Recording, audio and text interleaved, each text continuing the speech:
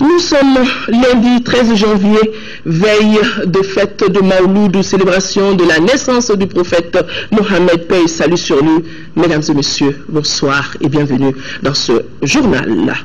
Suite des échos de la visite du président de la République en Mauritanie, il est temps que nos compatriotes réfugiés dans la sous-région reviennent au Mali. C'est à cela que travaille le gouvernement. C'est une volonté du président de la République.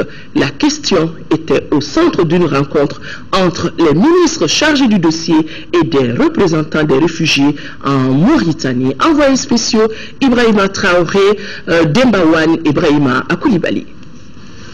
Le septentrion malien retrouve la paix et la stabilité. L'heure est à la reconstruction et à la réconciliation nationale. Pour cela, le pays a besoin de tous ses fils, notamment des Maliens réfugiés dans la sous-région. En visite d'État en Mauritanie, le président de la République a convenu avec son homologue l'organisation rapide du retour de ses compatriotes réfugiés dans ce pays. Pour accélérer les choses, les membres du gouvernement en charge de la question ont longuement échangé avec les représentants des réfugiés. Ces derniers ont saisi cette opportunité pour présenter aux autorités nationales leurs préoccupations. À quand le retour de Kidal dans le giron national et sous le contrôle du gouvernement? À quand la mise en place de la commission dialogue, vérité et réconciliation?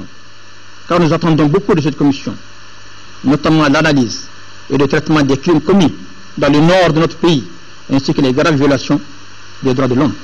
À quand l'arrêt des interpellations gratuites d'innocentes personnes dont le seul tort aura été de vouloir récupérer leur boutique, squatter ou réclamer leur crédit, réclamer leur terre occupée par des tierces personnes.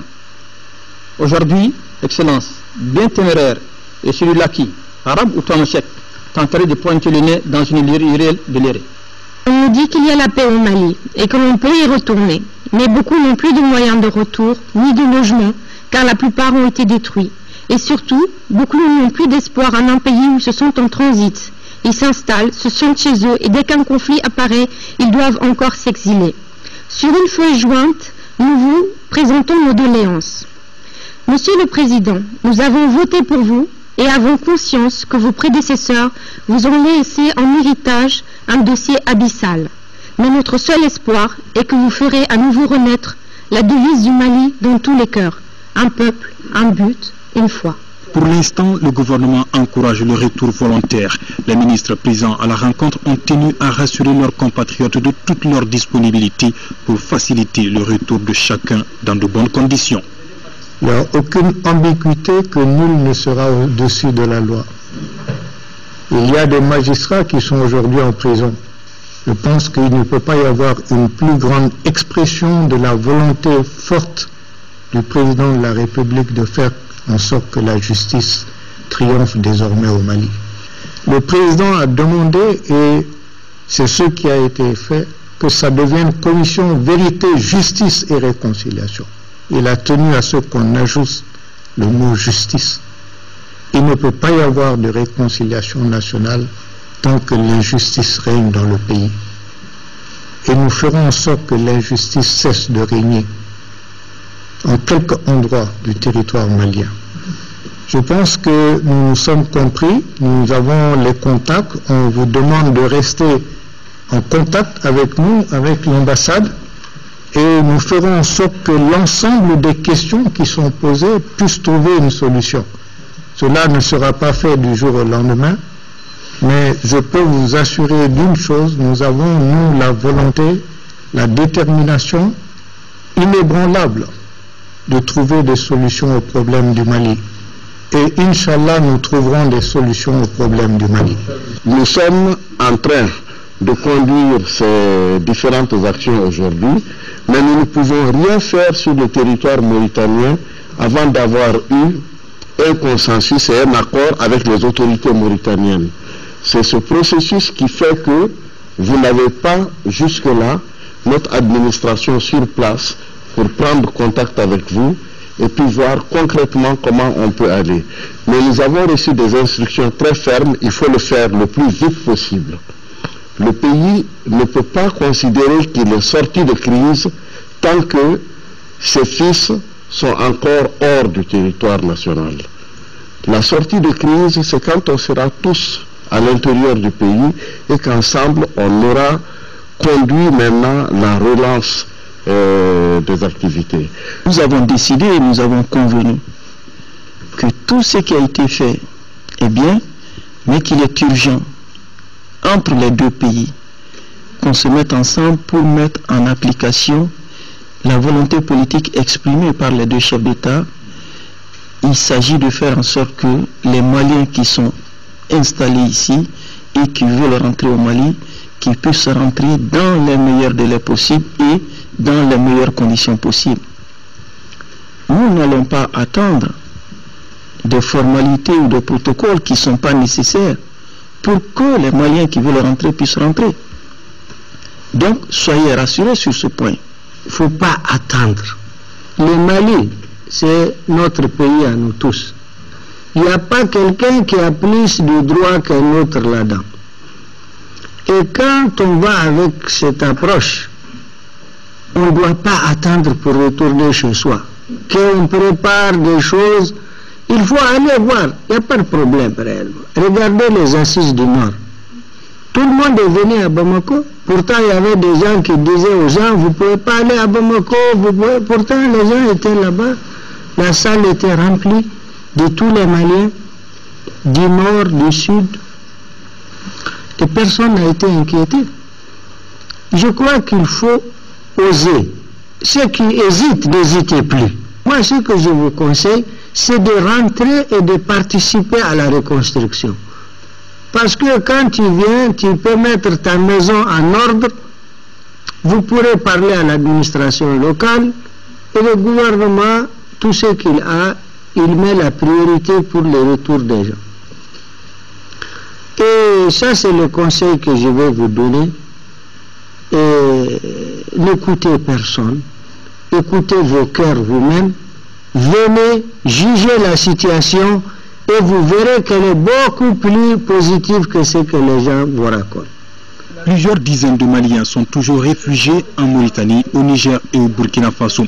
Le gouvernement entend tout mettre en œuvre pour que ces Maliens regagnent très vite leur patrie. À l'initiative des présidents maliens et mauritaniens, les notables et religieux des deux pays se sont rencontrés à Nouakchott. Les échanges ont essentiellement porté sur la culture de la paix et de la cohésion sociale. Ils ont saisi cette opportunité pour réitérer leur soutien aux deux chefs d'État. Nous retrouvons nos envoyés spéciaux. Paix, stabilité, réconciliation, fraternité, bref, des discours sages et échanges fructueux ont marqué cette rencontre entre notables et oulémas maliens et mauritaniens. Les deux pays partagent quasiment les mêmes peuples et la même histoire. C'est pourquoi ces personnalités coutumières et religieuses entendent se donner la main pour cultiver davantage la cohésion sociale existant entre le Mali et la Mauritanie. À l'issue de la rencontre, les deux parties ont convenu de mener ensemble une série d'activités. En tant que religieux, j'ai accompagné les sages et les notabilités de Bamako. On a eu à échanger avec les notabilités de la Mauritanie, précisément de Nouakchott, et on est sorti avec beaucoup de satisfaction parce qu'on a eu ce qu'on ne pensait pas. Et Inch'Allah, avec les jours qui viennent, les échos seront entendus par tout le monde, tous les Maliens, et dans le cadre de la formation, et dans le cadre des bourses pour les études dans les écoles coraniques, les écoles médersa, et la formation des associations islamiques, et en global, l'islam paisible, un islam basé sur la tolérance. Ce cadre de concertation est une volonté politique des présidents maliens Ibrahim Boubacar Keïta et mauritanien Mohamed Ould Abdelaziz. Le but est de conforter la coopération entre les deux pays. Les notables et les oulémas ont réitéré leur soutien et engagement à accompagner les deux chefs d'État pour le bonheur des populations. Nous sommes toujours avec cette visite du président de la République en Mauritanie. Une forte délégation du secteur privé était de la visite d'État du président de la République en Mauritanie. L'initiative a été saluée par les opérateurs économiques. Le corridor Bamako-Nouakchott, qui sera bientôt très fluide, améliorera l'environnement des affaires. Des propos recueillis par nos envoyés spéciaux. Ce voyage a été aussi pour nos secteurs privés de revoir tous les points d'accord sur le corridor Bamako-Nouakchott, et je vous dis, tout a été revu. Inch'Allah, dans les prochains jours, dans les prochains mois, le corridor Nouakchott-Bamako sera un corridor viable pour les opérateurs économiques maliens. Nous avons créé un comité d'affaires privé d'hommes d'affaires mauritaniens et maliens. Et nous avons signé cet accord-là. Donc ce comité va suivre tous ces accords-là rapidement. Extrêmement intéressant. Nous avons pu rencontrer un patronat, une partie mauritanienne extrêmement dynamique, extrêmement imaginatif, et le but de la mission était de parler du corridor principalement parce qu'il ne peut pas y avoir d'échange entre nos secteurs privés tant que le corridor n'est pas ouvert. Donc les préalables ont été posés et je pense qu'on est en bonne voie. Cela sera très important dans notre politique de développement régional. Comme chez nous, ils ont un secteur des transports très dynamique. Malheureusement, le fait que ce pays ne soit pas partie prenante des accords le UEMOA et la CEDEAO fait qu'il ne peut pas être dans notre système de transit routier inter-État sans pour autant être partie prenante de ce outil douanier. Nous avons pensé mettre quelque chose dans la log qui puisse améliorer l'environnement des affaires et, comme je l'ai dit, la fluidité du transport. Pour nous, les chargeurs, c'est un autre corridor qui s'ouvre. Pour un pays enclavé, cela est une solution de plus pour le Mali. Et je dirais aussi que j'ai vu aussi à Mauritanie une volonté politique. En 48 heures, ce que nous avons réalisé, c'est ce que nous faisons en plusieurs mois ailleurs. Je peux vous donner des exemples. Aujourd'hui, le port de Mauritanie nous dit nous faisons des concessions, nous faisons des conditions inouïes. Quelles sont les conditions que vous avez ailleurs? Nous vous faisons mieux. Un premier point. Deuxième point, nous savons qu'il y a une distance, il y a un gain de distance. Troisième point, nous savons qu'ils sont prêts aujourd'hui à nous faire un port sec à Gogi pour nous permettre d'avoir un ravitaillement beaucoup plus accéléré au niveau de nos populations, mais aussi de créer de l'emploi dans cette zone-là qui peut être un pôle économique pour tout le nord malien. Et aussi, nous avons cette autre possibilité d'agrandir aussi nos entrepôts, de pouvoir aussi donc nous installer là-bas et faire de l'exportation à partir de la Mauritanie, dans des conditions les plus intéressantes. Je pense qu'à ce niveau-là, nous avons eu des dialogues et des échanges avec nos partenaires et opérateurs économiques mauritaniens, ainsi que le secteur financier et bancaire de la Mauritanie, afin de mener une réflexion très approfondie, comment assurer la fluidité, n'est-ce pas, des échanges entre la Mauritanie et le Mali à travers l'ensemble de ces secteurs prioritaires, et comment et quel accompagnement, quel appui le secteur financier et bancaire peut apporter, n'est-ce pas, à ces opérateurs économiques afin de rendre tout cela opérationnel dans un très proche avenir. L'axe Bamako, chose comme Nouakchott, était devenu pratiquement, si j'ose dire comme ça, impraticable à cause des nombres très élevés des postes de contrôle et la façon de contrôler les véhicules et les perceptions illicites sur le corridor qui ont fait que beaucoup de gens ont abandonné le corridor. Donc cette visite, elle a bien venu, il le fallait. C'était beaucoup attendu par les transporteurs et notamment, principalement les transporteurs. Aujourd'hui, je crois qu'avec cette visite, nous allons encore redynamiser, revitaliser encore le corridor Bamako-Nouakchott. Elle était de la visite. Je voudrais parler de l'épouse du président de la République, Madame Keïta Aminata Meiga, a mené une série d'activités, parmi lesquelles une visite dans une école pour déficients visuels des sourds-muets. La première dame s'est aussi rendue dans un centre commercial construit par des femmes. Nous retrouvons nos envoyés spéciaux. L'épouse du président de la République en compagnie de la ministre mauritanienne des Affaires sociales, de l'enfance et de la famille visite l'école des aveugles sourds et muets à Nouakchott.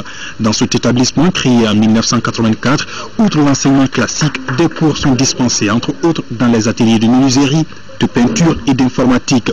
Cette école accueille plusieurs dizaines de jeunes. Beaucoup d'enseignants ont été formés par des Maliens, illustration de la bonne relation entre le Mali et la Mauritanie.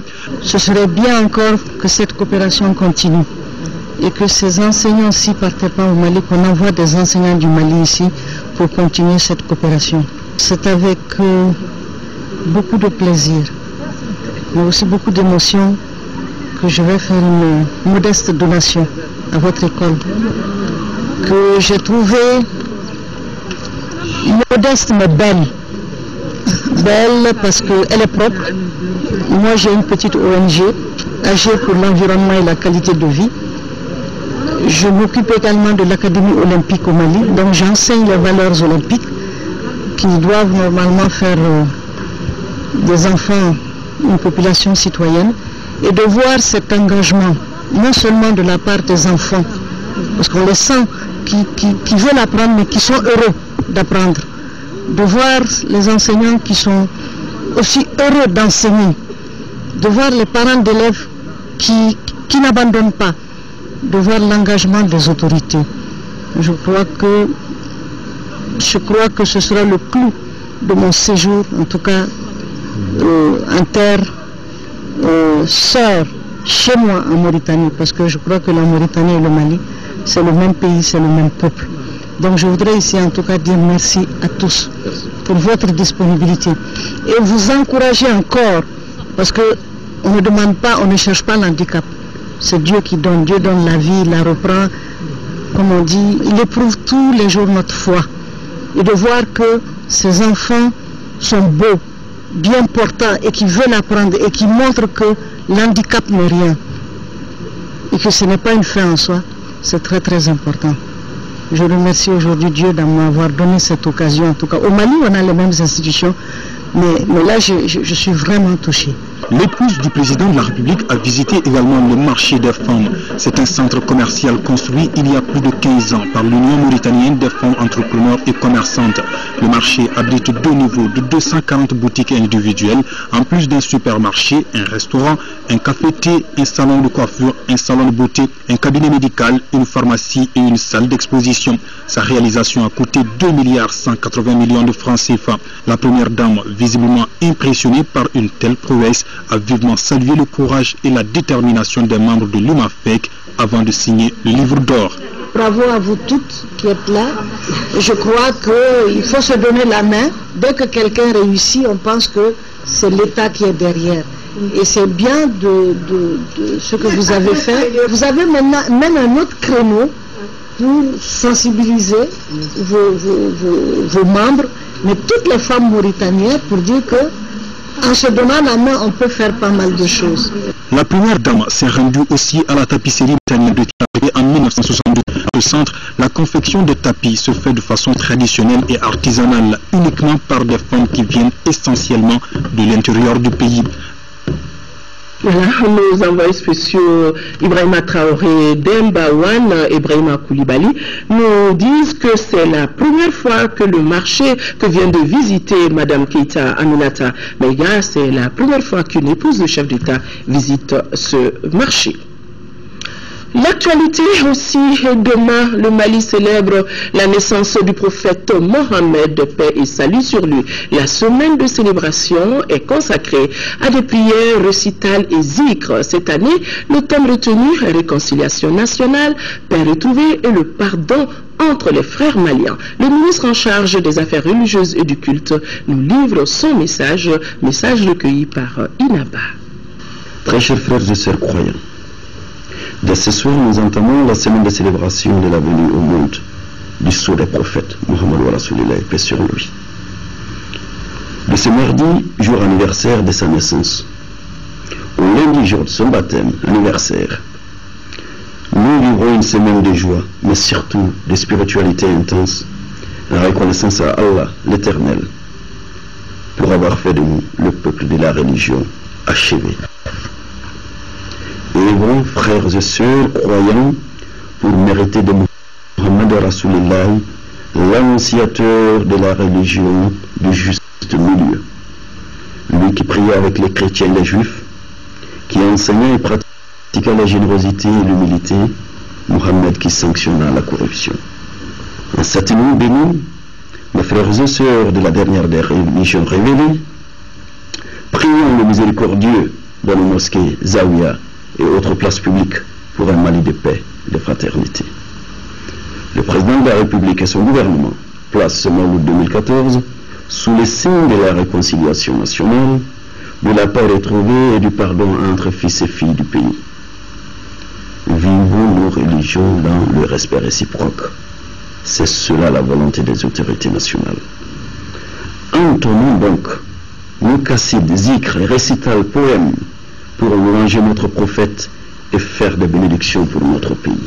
Autant de raisons pour nous de te chanter, prophète de l'humilité, de maintenir l'incandescente flamme de ton message pour nous rappeler la gratitude du Seigneur. Mawlud, c'est donc demain, mais déjà ce soir à travers tout le pays, des cérémonies de prêche et de prières sont organisées. Encore une fois, quel sens donner à l'événement? Notre équipe de reportage dirigée par Moussa Fane a sillonné quelques endroits de Bamako. Pour nous. La célébration du Mawlud est une occasion pour les fidèles musulmans d'invoquer Allah, notre Créateur, et de rendre un vibrant hommage à son prophète Mahomet, paix et salut sur lui. Le Mawlud, c'est un mot arabe qui signifie la naissance du prophète Mohammed sallallahu alayhi wa sallam. Qu'est-ce que nous faisons pendant la fête du Mawlud, qui n'est pas une innovation? On lit le Coran, on récite les éloges du prophète alayhi salatu wa sallam. Qu'est-ce qui est interdit dans ça? Dieu dit que rappelez-les des grands jours du Dieu. Bon, selon eux, il n'y a pas un événement historique qui est plus grand que la naissance du prophète alayhi salatu wa salam. Donc pas par règle, mais par principe, ils célèbrent, comment dirais-je, le Mawlud. Bon, selon Sunna aussi, le prophète sallallahu alayhi wa sallam observait le jeûne du chaque lundi. On lui a demandé pourquoi vous faites cela. Bon, il dit que vraiment parce que lui il est né un lundi. Donc, selon ces deux principes-là, dans le Coran et dans les Sunna, les musulmans célèbrent le Mawlud. Des millions de fidèles du monde célèbrent l'événement à travers prêche et lecture du Coran. On doit célébrer le Mawlud par la joie.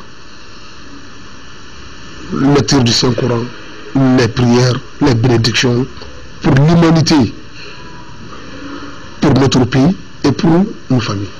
Selon nos interlocuteurs, la communauté musulmane fête le Mawlud depuis plus d'un millénaire.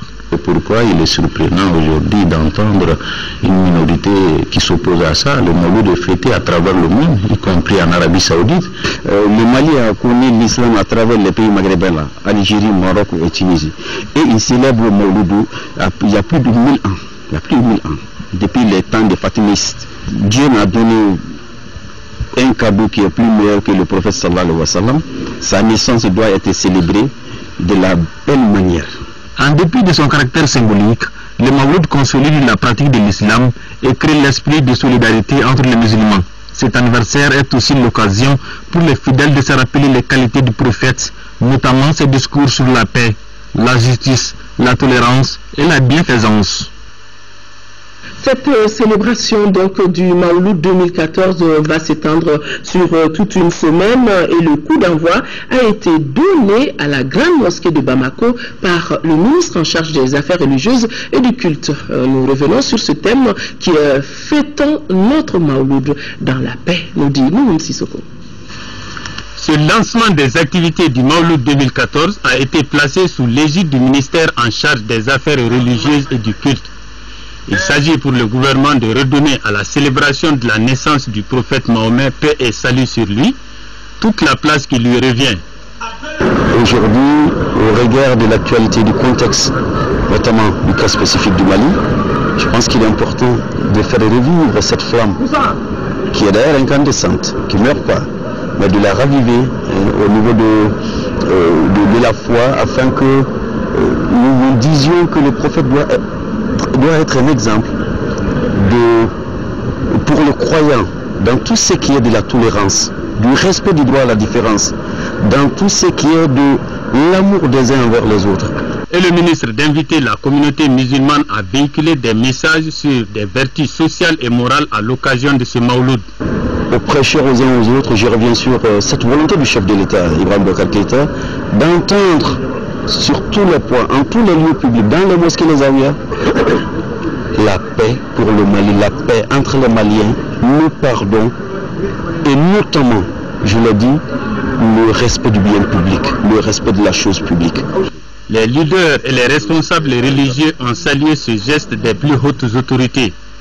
Des prières en faveur des Mali de paix de prospérité et de réconciliation entre tous ses fils ont mis fin à la cérémonie. L'actualité sur un tout autre plan, le ministre de l'Éducation nationale était face aux partenaires de l'éducation. Les échanges ont porté entre autres sur l'engagement des uns et des autres pour l'atteinte des objectifs assignés au secteur de l'éducation. La cérémonie a été aussi l'occasion pour les syndicats d'enseignants, les parents d'élèves, les partenaires techniques et financiers, les promoteurs d'écoles privées et l'association des élèves étudiants du Mali de présenter leurs vœux de nouvel an au chef du département. C'était en présence de notre reporter Nando Dambélé. Au-delà du rituel, cette rencontre constitue un temps fort de la vie du département de l'éducation nationale. Elle a permis à chacun des acteurs de s'interroger sur sa contribution passée, actuelle et future à la réalisation de sa mission pour le Mali. Le monde enseignant qui continue de souffrir a consenti d'énormes sacrifices en apportant sa contribution dans la gestion et dans la résolution de la crise que notre pays a connue. L'occasion a été opportune pour les promoteurs d'écoles privées, tous cycles confondus, de faire leur mea culpa et d'interpeller le département sur la problématique des écoles privées au Mali.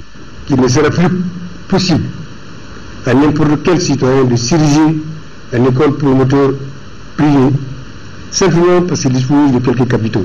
Faisant une rétrospective de l'année écoulée, les partenaires techniques et financiers réitèrent leur soutien au département. Nous voudrions insister sur un ensemble d'éléments, Madame le ministre, à savoir la participation des uns et des autres à tous les niveaux. Depuis la famille, depuis les communautés, depuis les représentants des structures déconcentrées et décentralisées, jusqu'au niveau central. S'adressant aux uns et aux autres, Madame le ministre de l'Éducation nationale a rappelé que tous doivent œuvrer pour faire de l'école malienne une école performante à tout point de vue. Le projet qui nous réunit, nous, membres du secrétariat général, membres du cabinet, membres des directions nationales et des services rattachés, nous, enseignants, élèves et parents d'élèves, nous, partenaires de l'école, c'est cette mission commune au service du Mali, faire de l'école malienne une école performante à tout point de vue. La cérémonie a été mise à profit par les uns et les autres pour présenter les vœux du nouvel an. Restons avec l'école. Aboubakar Kamara dit Cobra succède à Sékou Diallo à la tête de l'association des élèves étudiants du Mali. Il a été élu à l'issue du 21e congrès ordinaire tenu les 11 et 12 janvier dernier. Fademba Keita. Au centre de ces 2 jours d'assises, la présentation du bilan de l'année académique 2012-2013, le séminaire de formation sur le thème La culture de l'excellence dans le milieu universitaire et le renouvellement du bureau de l'association des élèves étudiants du Mali. Nous allons nous comprendre pour que l'avenir de notre association et l'avenir de l'école malienne en sorte grandi et en sorte mieux protégé et que nos actions futures servent réellement à développer l'école malienne. Le 18e secrétaire général de l'AEM place son mandat sous le signe de la culture de l'excellence et du respect de la non-violence dans le milieu scolaire. La volonté de dialogue n'est nullement une faiblesse. Et la capacité de régler les problèmes de l'école par des méthodes autres que la violence doit être renforcée par la formation et les remplacements continus dans nos capacités en tant qu'association. Les 2 ministres en charge de l'éducation rappellent aux élèves et étudiants qu'une formation de qualité ne peut se tenir que dans un cadre scolaire stable où règne l'ordre et la discipline.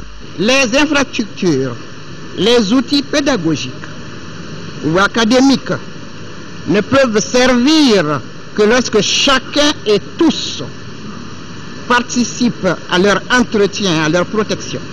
Nous serons très attentifs et nous donnons la promesse de faire tout ce qui est en notre possible pour aller dans le sens de comporter nos intérêts. Votre intérêt d'apprendre, votre intérêt de savoir, votre intérêt d'apprendre à devenir des citoyens de ce pays qui en a besoin. Les congressistes ont formulé d'importantes recommandations qui sont entre autres la lutte contre la violence dans le milieu scolaire, l'amélioration des conditions d'études et de travail des élèves et du personnel d'encadrement.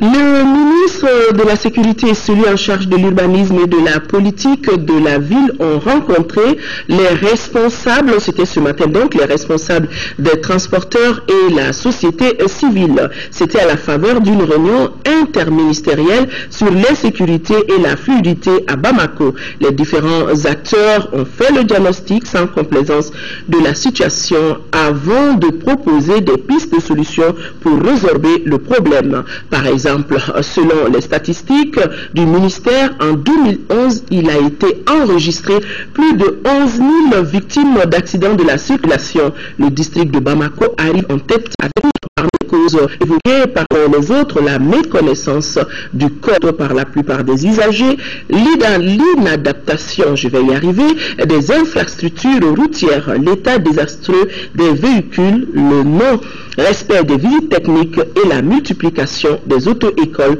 dont la plupart, selon eux, ne sont pas en règle. Et les ministres ont vite fait de prendre la décision de faire respecter strictement les textes en la matière. Le nouveau directeur général de la gendarmerie s'appelle colonel Moudi Beriti. Il remplace le colonel-major Djamou Keita. La cérémonie de passation de commandement a été présidée par le ministre de la Défense et des anciens combattants, Garibou Pérou. C'est lui, Moudi Berete, le directeur général de la gendarmerie, issu de l'école de Saint-Cyr en France, et après une dizaine d'années de service aux Nations Unies, le colonel Berete reçoit du général Mohamed Touré, chef d'état-major des armées, les drapeaux de commandement. Comme l'exigent les règlements militaires, le général Touré lit la formule consacrée de passation de commandement. Au nom du président de la République, vous reconnaissez désormais comme directeur général de la gendarmerie nationale le colonel Moudi Berete ici présent. Vous obéirez en tout ce qui vous commandera pour le bien du service. L'exécution des règlements militaires, l'observation des lois et le respect des armes du Mali. Face aux défis du moment, les instructions des autorités maliennes sont claires.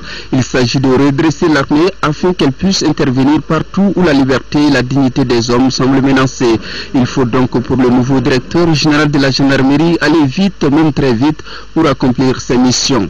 Ce sera une gendarmerie professionnelle ou professionnalisée qui pourra en fait aider à stabiliser en réalité nos campagnes, les zones périurbaines, et puis à mener des investigations dans le cadre de la lutte qui est lancée. C'est une mission qui s'adapte au contexte, c'est-à-dire travailler à faire de la gendarmerie la première force, pratiquement, et surtout faire en sorte que les ressources humaines qui sont déjà qui sont sur les rangs et celles qui sont appelées à l'aide puissent être formées, employées, commandées sur la base des valeurs qui les préparent à être une gendarmerie républicaine. Un défilé militaire a mis fin à cette cérémonie de passation de commandement. Le Saint-Cyrien Moudi Berete va aussitôt s'attacher à l'observation des lois et le succès de ces hommes qui sont les différentes attentes du peuple malien. On se rappelle encore de l'attaque de Conan.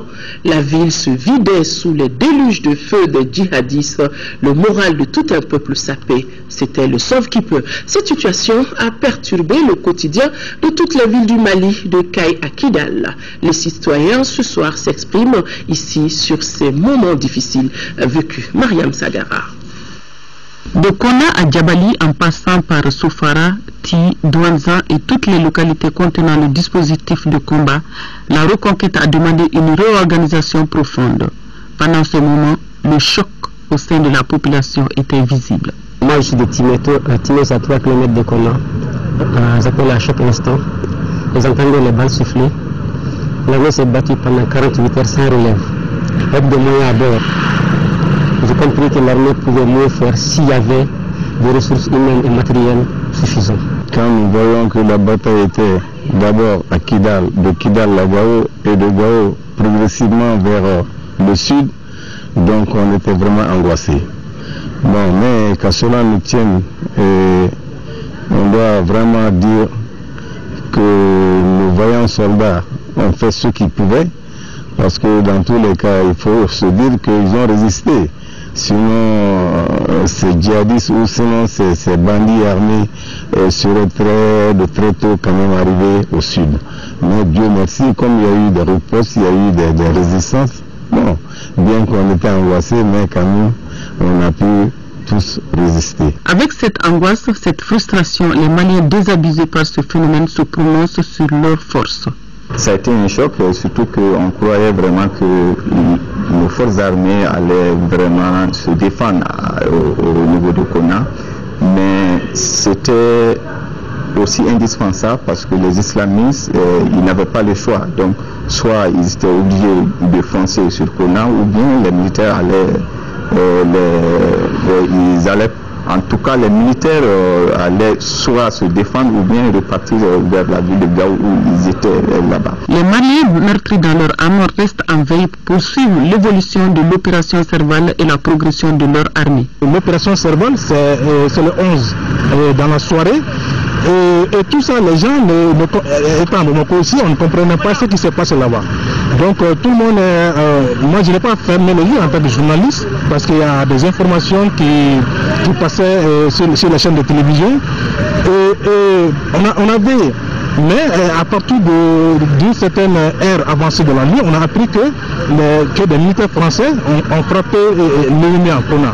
À ce moment, le lendemain, tout le monde s'est réveillé avec la bonne information comme quoi les Français ont repoussé les djihadistes là où ils étaient venus. Le Mali, il faut le dire, n'avait jamais vécu une telle situation. Je vous dis honnêtement, l'intervention française est venue à point nommé et ça nous a tous reconfortés, parce que imaginez-vous comment était déjà l'état d'âme des Bamako ou de tous les Maliens devant de telles situations qu'on n'en avait jamais vécu et on ne s'y attendait pas du tout. Donc c'était à la surprise de tous les Maliens que les djihadistes progressaient. Et vraiment de façon très rassurante, et donc je vous dis que quand l'intervention française est venue, nous avons tous été satisfaits et comblés. Les forces militaires de l'armée française est vraiment tombées à pic, parce que nos forces armées n'avaient pas du tout les moyens de faire face à tous ces groupes qui avaient décidé de foncer sur le checkpoint au niveau de Konna. Le conseil municipal de Gao et le club des amis du lieutenant Damien Boiteux, besoin peut-être de vous rappeler qui c'est Damien Boiteux. Damien Boiteux a été le premier soldat français tombé sur le champ de l'honneur. Ces deux associations viennent donc de rendre hommage à cet illustre disparu. Et ce sont les berges du fleuve Niger qui ont servi de cadre à cette cérémonie émaillée de discours et de prières pour le repos de l'âme du défunt. Aïssata Salihou Meïga depuis Gao. Cette cérémonie rend hommage à Damien Boiteux, premier soldat français tombé sur les champs de l'honneur dans la reconquête des zones occupées par les groupes armés au Mali.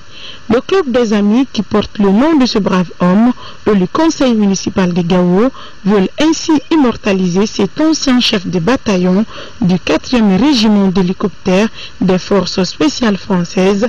Le lieutenant Damien Boiteux s'est sacrifié pour libérer tout un peuple.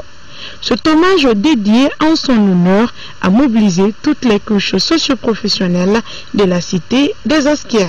Selon les autorités régionales, la perte de Damien Boiteux est une page sombre qui a affligé tout un peuple. Mais à voir de plus près, elle a déclenché le vent de la liberté. Le sang versé par le lieutenant a incarné cette libération, a incarné cette délivrance d'un peuple complètement déconcerté et qui, par la grâce du bon Dieu, par la France et tous les partenaires qui sont ici présents aujourd'hui, nous ont ramené le vent de la liberté. Le maire de la commune urbaine de Gao n'en dit pas moins. Le 11 janvier fut une journée de libération pour nous.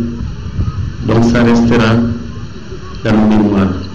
Cette nouvelle page qui s'affiche restera historique pour la France et le Mali. C'est une nouvelle page de l'histoire commune qui s'écrit entre le Mali et la France. Pour moi, cette aide apportée par la France au Mali n'est un juste retour. Cette commémoration a été mise à profit pour rendre hommage à tous les autres soldats tombés sur les champs de l'honneur. Des diplômes de reconnaissance ont été décernés à la force Serval. Après un an donc, la vie se reconstitue de petit à petit dans les régions du Nord avec 20 millions de francs CFA d'investissement pour la rénovation des bâtiments. La Banque de l'Habitat du Mali signe son retour à Tombouctou. La BHM, avec ce retour, entend contribuer à la reconstruction de la ville de 33300. Yéya Tandina. Ils étaient nombreux à attendre ce jour. La réouverture de l'agence de la Banque malienne de l'habitat de Tombouctou. Ce retour a été beaucoup apprécié par les clients. On a souffert durant 12 mois d'occupation. Vraiment, je suis très content que la banque réouvre ses portes. C'est à la faveur d'une cérémonie qui a rassemblé les autorités régionales et clients que les responsables de la Banque de l'habitat du Mali ont annoncé la reprise de leurs activités à Tombouctou, malgré les pertes enregistrées pendant l'occupation. Nous avons enregistré des dégâts, des pertes d'équipement qu'on a pu évaluer à une trentaine de millions environ. Et nous avons dû engager pour près de 20 millions encore, soit pour la réhabilitation des locaux, le remplacement des équipements qui ont été enlevés. Au-delà de ce coût financier, c'est certainement la perturbation du service à la clientèle, n'est-ce pas, qui nous préoccupait davantage. La Banque de l'habitat du Mali, c'était le dernier maillon qui manquait à la chaîne de la réouverture des banques de la ville de Tombouctou. Et c'est avec un grand plaisir, non sans humilité bien sûr, que nous vous accueillons et disponibles à vous accompagner.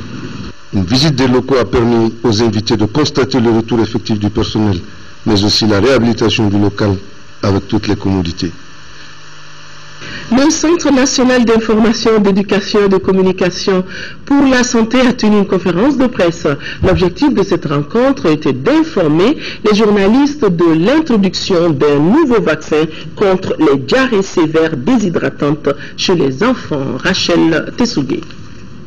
L'introduction du vaccin anti-rotavirus dans le programme élargi de vaccination du Mali, prévu pour le 14 janvier 2014, est au cœur de cette conférence de presse. D'un coût total de plus de 700 millions de francs CFA, ce programme s'étendra sur 3 ans et couvrira l'ensemble du territoire. Seulement à Bamako, plus de 23 000 enfants seront vaccinés contre le rotavirus en 2014. Nous avons prévu d'introduire, pour des raisons logistiques, de commencer par Bamako qui enregistre le maximum de cas de diarrhée. Donc, vu la promiscuité dans certains quartiers, c'est ce qui nous a motivé à retenir Bamako d'abord, cette année 2014. Et 2015, ça va être les capitales régionales. Et 2016, ça va être vraiment tout le Mali et l'ensemble des districts sanitaires.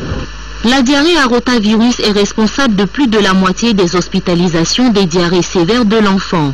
La vaccination reste le seul moyen de prévention de cette maladie. Ce vaccin permet de prévenir l'une des maladies diarrhéiques les plus mortelles, à cause plus d'hospitalisation, et ça joue plus dans le panier du ménage, et ça entraîne aussi beaucoup plus de décès.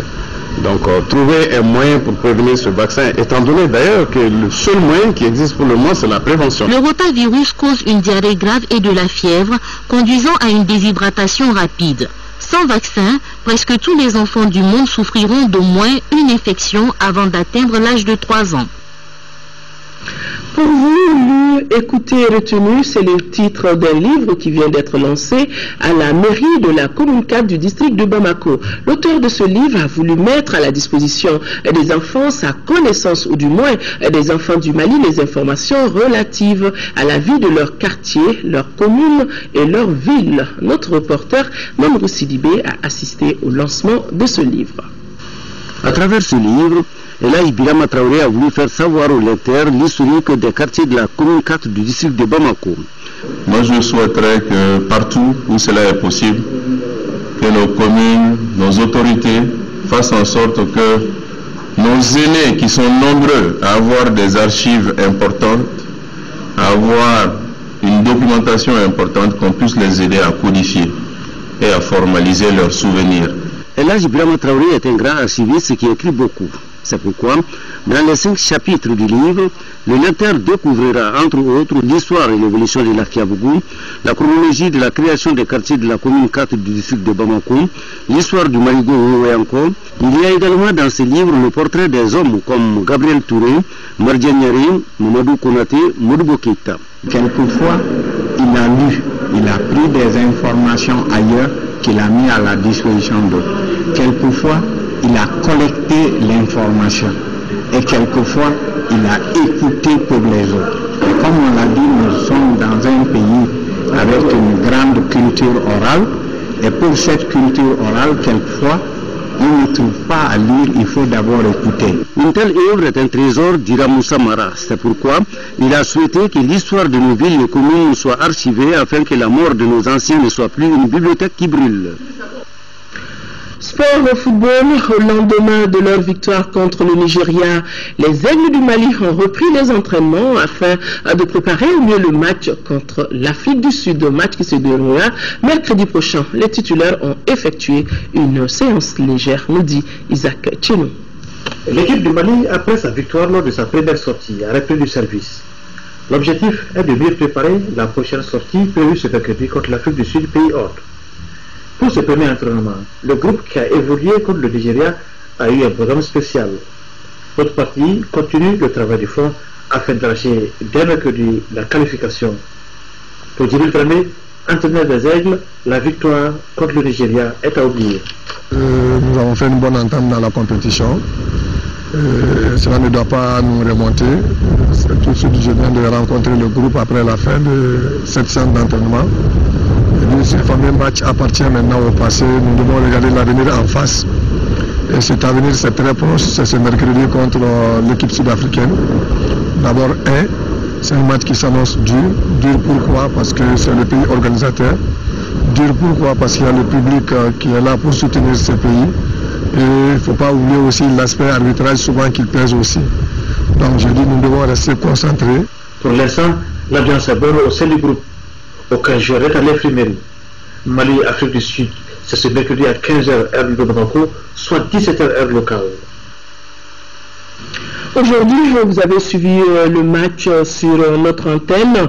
Dans le groupe C, le Ghana a battu le Congo-Brazzaville par le minimum d'un but à 0. Juste après en seconde heure, la Libye a dominé l'Éthiopie 2 buts à 0.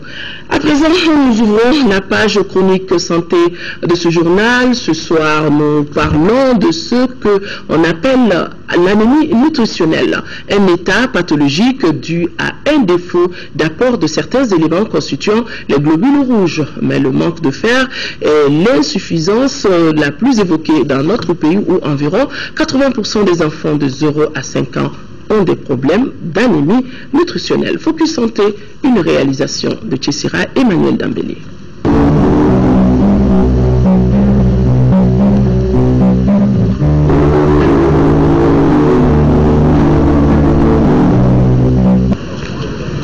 En médecine, on parle d'anémie quand le taux sanguin d'hémoglobine est bas. Le taux bas de cette substance qui permet de transporter l'oxygène dans le sang est causé par un manque de fer dans 90% des cas et fait partie des causes du manque de sang chez l'individu. Mais il y a principalement 3 causes à l'anémie. La première cause d'anémie qu'on doit craindre, c'est vraiment un défaut de fabrication même du globule rouge au sein de la moelle osseuse. Et la seconde, ce serait un saignement, une hémorragie quelconque. Et la troisième cause, c'est une hémolyse, c'est-à-dire une destruction du globule rouge déjà formé. Quand même, souvent, il y a une association possible entre les causes chez un même individu. Quand une anémie est liée à un besoin nutritionnel non satisfait, on parle d'anémie nutritionnelle. Il s'agit d'un état pathologique lié à l'absence d'éléments constituant les globules rouges comme le zinc, le fer, la vitamine B12, l'acide folique. Les manifestations chez l'enfant peuvent être la pâleur qu'on va sentir, mais surtout il faudrait noter une asthénie, un enfant qui est très fatigué, qui a un rendement scolaire qui n'est pas bon, qui a un défaut de croissance, c'est-à-dire une cassure de la courbe pondérale qui ne grossit pas de façon convenable. Cet enfant peut aussi avoir des troubles comportementaux, notamment des troubles de comportement alimentaire. C'est des enfants qui vont se mettre à manger les chiffons, à manger des bouts de papier, à manger du ciment ou à vouloir racler des peintures des maisons pour pouvoir satisfaire leurs besoins alimentaires, entre guillemets, qui n'est pas en fait un besoin alimentaire qui est une carence. Donc en ce moment, c'est les enfants qui vont être souvent sujets aussi à des infections. Quand il y a une anémie nutritionnelle, il peut y avoir une sensibilité élevée à développer certaines infections. Et ces infections, quand elles ne sont pas prises en charge, ça peut amener d'autres problèmes. L'anémie qui peut avoir des causes infectieuses affecte tous les groupes de la population, mais c'est chez les enfants qu'elle inquiète le plus, surtout quand elle est aggravée par l'association des causes infectieuses et nutritionnelles. Au Mali, environ 80% des enfants de moins de 5 ans ont une anémie nutritionnelle selon la dernière enquête démographique et de santé datant de 2006. Il faut aussi faire parent à l'enfant des aliments qui sont riches en fer, notamment dans notre situation, on peut citer le soumala. Donc c'est un aliment qui est très riche en fer. Et il y a aussi la viande rouge qui peut être conseillée à un certain âge, notamment les abats qui sont riches en fer, et aussi le haricot qui est aussi un aliment qui est riche en fer, qui est abordable dans notre situation. Il faut surtout mettre le mot sur l'alimentation de l'enfant, mais surtout sur la diversification alimentaire. Ça veut dire que l'enfant ne soit pas à un régime monotone. Il ne faut pas que ce soit seulement de la farine, de bouillie qu'on lui donne, mais il faudrait aussi apporter des aliments riches en fer, que ce soit des aliments riches en fer d'origine animale. Donc c'est la viande et tout ce qui s'ensuit, le foie des animaux par exemple, mais aussi les aliments d'origine végétale qui sont aussi riches en fer. En plus des différentes causes de la malnutrition, la période de diversification de l'alimentation du bébé après les 6 mois de l'allaitement exclusif au sein de la maman peut être une période de descente dans l'anémie nutritionnelle. Quand la maman se plaint en disant « elle n'a senti rien », bon, elle n'a senti rien, mais il faut chaque fois donner la même chose en répétant. L'enfant finira par accepter, mais aussi en changeant la manière de faire et surtout, souvent ne pas oublier de commencer à goûter ces aliments avant de présenter aux enfants, parce que les enfants, c'est aussi des adultes en miniature, ils savent observer. Donc, quand vous préparez de la soupe, ou quand vous préparez de la boue ou n'importe quel aliment à donner à un enfant, il faut avoir aussi la latitude de goûter devant lui pour qu'il voit comment on doit faire, et puis voilà, il finira par accepter. L'anémie nutritionnelle en tant que telle n'est pas une cause de consultation dans les grands centres hospitaliers du Mali. Ce sont plutôt ses conséquences qui le sont, comme l'hypersensibilité de l'enfant aux infections. Un paludisme ou une infection respiratoire sur fond d'anémie est plus grave. Si c'est au médecin de diagnostiquer une anémie nutritionnelle, c'est à la famille d'adopter les conditions alimentaires adaptées à l'âge de l'enfant et qui satisfont tous ses besoins.